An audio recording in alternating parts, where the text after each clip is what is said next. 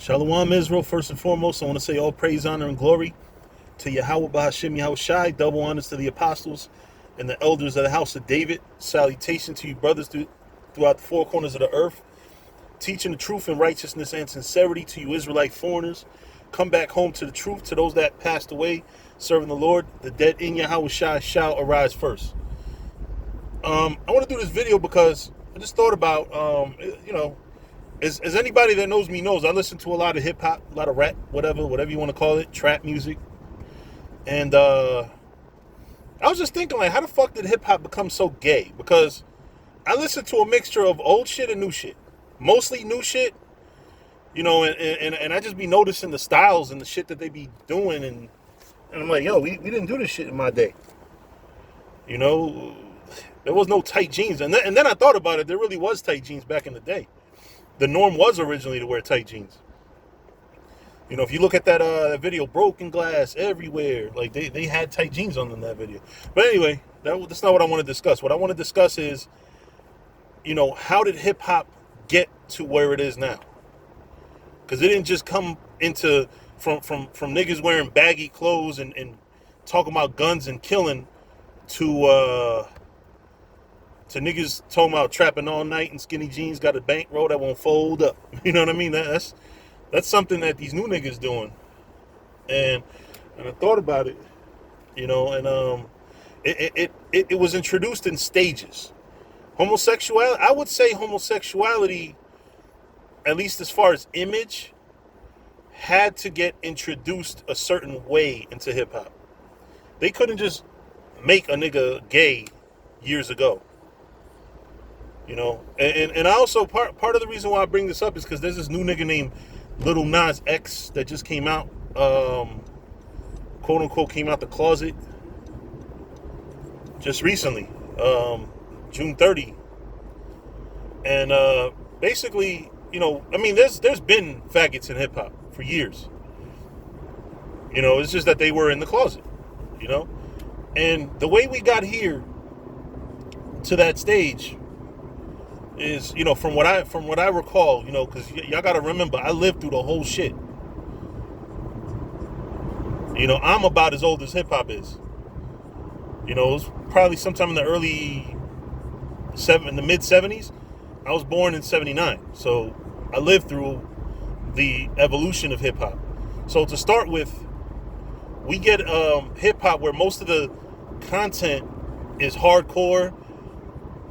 Out of every rapper in the game, in hip hop history, you had party rappers, but you didn't have a lot of them. And you had mostly, like, I would say a good 95% of the game was either conscious or whatever, or either they were conscious or they were hardcore or gangsta hardcore, whatever. Biggie Smalls, Nas. Niggas that talk about guns and shooting and drug selling and all that shit. That was about, between that and conscious hip hop, I would say it was about 95% of what was out from, say, the mid 80s to the early 90s, right? Hip hop started getting softer. I'm not going to say like totally like to the gay side, but it got softer starting with the P. Diddy's, because if you remember, P. Diddy came out with Biggie and Craig Mack. And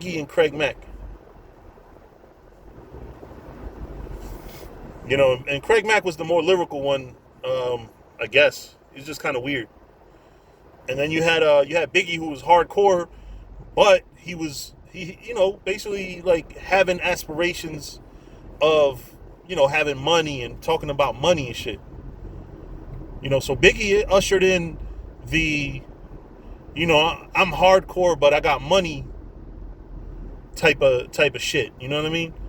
Like Cool G Rap, he was hardcore and he was talking about money, but he was in Nas too. But they were kind of, they were more leaning to the hardcore, and Nas was more leaning to the hardcore but conscious type vibe. So I'd say around 94. 95 was when we started getting this image of, less hardcore, more money, more talk about money, more braggadocious. And of course then you got Jay-Z came out around that same time, 95, 96, and he took it to between him and Biggie, they took it to a whole nother level where, now it's like, listen, fuck talking about how tough you are. Let's talk about how much money we got, even if we don't have that much money. And you get it all. Like, Dr. Dre, The Chronic, that came out like 91, 92. That was all hardcore gangster rap, fucking bitches. Like, that's the subject matter. You know what I mean? But then you get like I said, then you get the Biggie and the Jay-Z era, which is where they start talking more about money. I got guns, but I got this much money. So niggas start going from being corner block hustlers to criminal masterminds that are somehow well refined, if that makes any sense. So instead of, like I said, Coogee Rap, he was the guy that was talking about he got money, but his whole thing was, I'm still fucking out in the streets shooting shit up, basically. So then you got the around the late 90s, you get your Eve, from Rough Riders, short hair. I'm not saying that she necessarily ushered in the gay chicks, but, you go back to MC Lyte and Queen Latifah even. They look feminine. They were very rough, but they were still feminine. Like Heather B, they were rough, but they were still, you couldn't call, there wasn't shit nigga about none of them. Even Queen Latifah. Is because people confuse the fact that she's a little on the stocky side with that she's not feminine. She's feminine. And I'm not taking anything away from the point that she's gay. But she was, her career, she's always been like a feminine type chick. But then you got Eve, talking all that hard shit and having a bald head.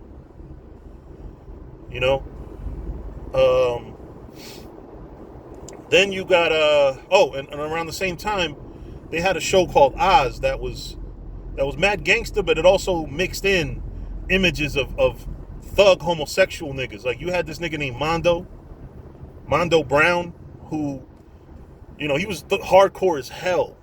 And, if you watch certain scenes in there, he was a faggot in the show. I don't know how he's in real life, but in the show he was a faggot. So you got that. Then you got Adebisi fucking that Italian dude in the ass, and him doing a whole bunch of gay shit and having a transsexual tranny ass nigga in his cell room, in his cell, whatever. So then you had The Wire.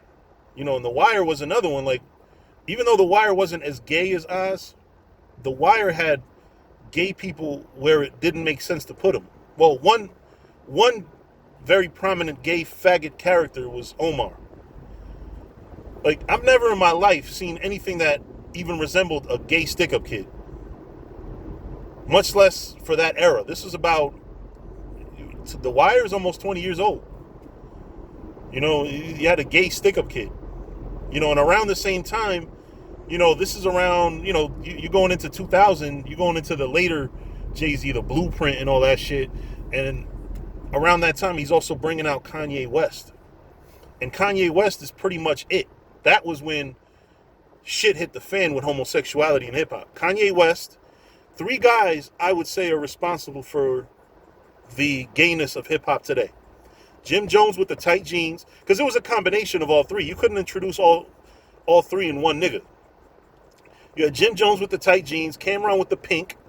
See, Cameron wore pink, but he was still manly. There was nothing gay about Cameron. And Jim Jones, he wore tight jeans, but he wore it more to emulate the rock stars of the 80s. But the fact that now you're throwing in the mix, tight jeans, pink clothes, and then Kanye West totally being a black preppy type nigga, now you got a whole new feel of hip hop. And Kanye West was mad emotional. Like, his music was very emotionally based, where men wasn't emotional rappers in the 80s and 90s. They wasn't talking about emotions and feelings. They was talking about killing and selling drugs. And even getting money, but still killing and selling drugs. You know what I mean? So that when Kanye West hit the game, that was it. That was it for the manly era of hip hop. Kanye West completely took hip hop's manhood in a sense. And then after Kanye West, around between the time of Kanye West, you had a whole bunch of, you had one guy named Caution who was out the closet. He whatever, you know what I mean? But you even up till recently, the 2010ish, you had the Game talking about faggots run the world and shit. And just hip hop just been getting gayer since.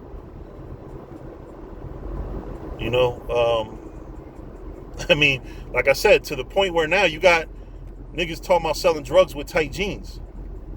He said selling, trapping all night in skinny jeans, got a bankroll that won't fold up, because that's what, and the nigga that said that ain't I've never heard any whispers of him being gay in the music industry, or saying anything that was suspect. That was Rich Homie Quan. He was cool as hell with Young Thug, but Young Thug, I think that he did a lot of shit for attention. I don't think he's necessarily gay just because he does all that shit. I think a lot of these motherfuckers do that shit for their own reason, to get attention or to sell records and shit. And he might be gay. I don't fucking know. You know what I mean? It's not like I know these niggas personally. But that's the downslope of hip hop. And that kind of leads me to realize that a lot of the shit that gets introduced to our people from Esau does it in increments, because it wasn't total, it was, a lot happened between the Cool G rap and fucking NWA era, between the NWA era all the way to Kanye West. A lot of shit happened. It wasn't like hip hop just became gay, like, you know what I mean? It just became, first it had to become commercial. And then when it became commercial, then it just had to have the blueprint for it.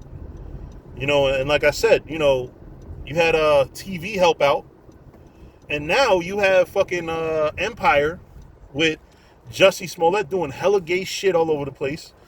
Now it's part of the norm. And then a few years ago, remember you had Frank Ocean come out as gay or bi, whatever. Same shit to me. You had who else? You had the thing with Jaden Smith and Tyler the Creator, which I never heard confirmation from Tyler the Creator, but Tyler the Creator was kind of happy when Frank Ocean came out. And speaking of which, Jay-Z was also happy and voiced his support when Frank Ocean came out the closet. So it kind of goes to show you how this hip-hop thing is hip-hop and homosexuality, is like, it went from a taboo to now it's like, fuck it. You gay, you gay. You know what I mean? And Jay-Z is a multiple, he's had multiple collaborations with Frank Ocean. And for him to just, it basically, through hip-hop, the real point behind this video that I'm doing and discussing is that the real thing that happened here, the way they brainwashed our people, is take something we love so much as hip-hop and start pushing their influence. Because even though The Wire wasn't necessarily hip-hop, you know that the shit that they did in The Wire was shit that Jake rapped about. Sticking niggas up, selling drugs, dealing with court cases and shit. And it was perfect. And then you just gotta throw in this nigga Omar, who really looks like a real thug. You know what I mean? Omar really looks like a hard street nigga, but he's a fucking faggot. Like, really. Like they could have did so much good with the character of Omar, and they had to turn him into a fucking fag. So that's just the way they did hip hop, man. Like, they did our people through hip hop. So the main thing I say to say that is we have to be very careful with the things that we love and we're passionate about, because Esau can slip some shit in there. Because trust me, like, I believe that these rappers, they're just pawns. The 90% of them. Like, you got your Jay-Z's out there, and I still think he's under a whole bunch of fucking people. I don't think he runs shit. There's people that tell Jay-Z what the fuck to do. You know what I mean? And honestly, that just is what it is. Like, what could we do? We just got to teach against it, because that's wrong. The music we listen to, and that's the thing, like, it's crazy. And then you also got a lot of little subliminal shit that Esau throws in there. Like Lil Wayne kissing baby in the mouth and all that other shit, and he explains it away. There's no fucking explanation for kissing a man in the mouth. I'm sorry. My nephew has, when he was real little, because a lot of Judah, they're very affectionate, and they kiss their children in the mouth till whatever age. My nephew tried to kiss me in the mouth a few times, because I'm very affectionate myself, but I'm not kiss a child in the mouth affectionate. I'm hug and kiss a child on the forehead or whatever affectionate. But you know what I'm saying? You don't play that shit, you know what I mean? Like, hip hop has evolved into something so big among our people that it molds the way they think and the way they do things. And now homosexuals are starting to be more acceptable in society, to the point where now if you're a rapper and you are against it, you can't say it. Where back then, listen, I remember Smith & Wesson, 1995, boom bye bye in a Bati boy head. Shots be flying, nothing but another Bati guy lie dead. Music like that was what I was raised off of. Bucktown, home of the original gun clappers, like shit that was manly. It might have been wicked, but it was manly. Now it's like, it's wicked, and you got to kind of watch what you say, because if you in your car bumping it, and you might fucking be feeling the spirit of the song and be like, trapping all night in skinny jeans, got a bankroll that won't fold up. You know what I mean? You might repeat that shit and look gay. You know what I mean? But that's the way it is with this music nowadays, man. Like hip hop has degenerated into something different. It's not what it used to be. Now you got this new guy named Lil Nas X, who's probably still gonna sell. I don't even know if he's selling now. But homosexuality, and it's like they try to introduce it all the time. They tried, like, for example, they tried to bring it to the NFL with Michael Sam. They brought it to the NBA with Jason Collins, I believe his name is. Some boxer was, supposedly a faggot.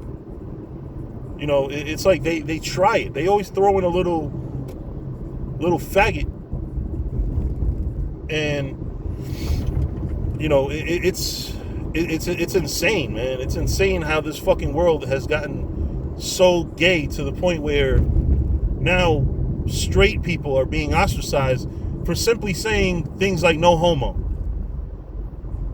This fucking guy, what's his name? Not fucking guy, Roy Hibbert. He got fined for saying no homo. And that's not even a homophobic terminology. It's not nothing bad towards gay people to say no homo. It just means I said some shit that sound gay, and I'm gonna say something to make sure you understand that it's not the gay way. You know what I mean? And it's borderline a game. It's like a joke. No homo. Pause. You know what I'm saying? Like, but now it's like, it's faggots all over. Like, in the music business, and they actually are in the music business, faggots. They've been in the music business. You know? And it's insane how hip-hop has destroyed so many people. And like I said, man, a lot of the shit that you see that's acceptable in society now was made acceptable through such a thing as hip-hop, because hip-hop was the vehicle. Hip-hop, I would say, was one of the biggest vehicles to effeminize the black man, the so-called black, Hispanic, and Native American man. Hip-hop.